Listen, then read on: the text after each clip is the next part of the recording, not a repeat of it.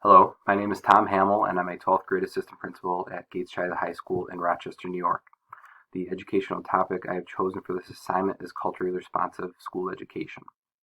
This work is extremely important to me as I work in a school district that's very diverse with multiple races and languages that are represented. This work has been work we've been doing at the school district for over 2 years now, and it really stemmed from a huge disproportionality of suspensions related to students that are from minoritized groups.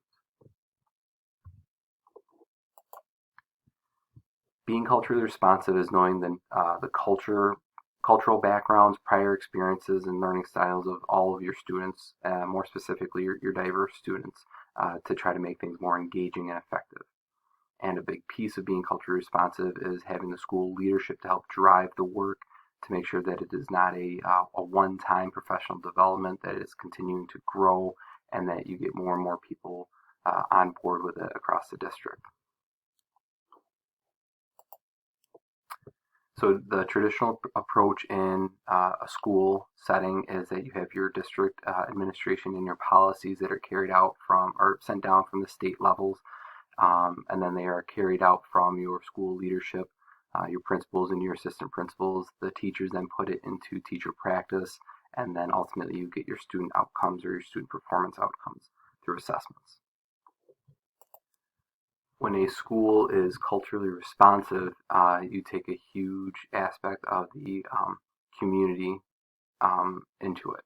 So you can see in this chart, the district and community leaders work together along with the school leadership and parents of the community.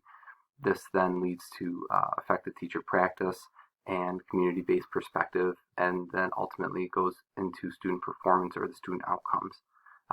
As you can see from this chart, the arrows are flowing constantly back and forth, so it's not just a one-time thing. It is going back and forth with community and parent input from the community to administration to teachers for that student outcome and back and forth.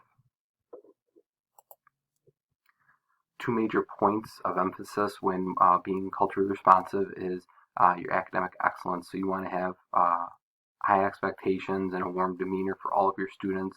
The mentality of how can we instead of we can't or they can. When you start pointing fingers and saying things like they can't, you're focusing towards a group of students. You want to mentor and model culturally responsive teaching at all times, and very importantly, utilize the community. And then in terms of district staff, when you are hiring for those positions, office staff, cafeteria workers, hall monitors, administrators, teachers, coaches, anybody, you want it to be representative of your school district community. So you want to recruit those that represent your community and to hire those that represent your community to help foster being culturally responsive. For your continued learning, I would highly recommend reading White Fragility by Robin DiAngelo. Dr. DiAngelo does an awesome job of going into depth about your own white fragility, your own white biases, and how you can start to overcome those to help become more culturally responsive.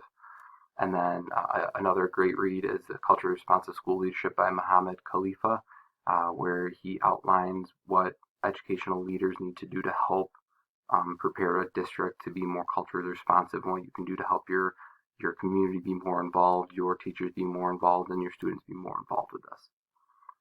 Thank you for your time.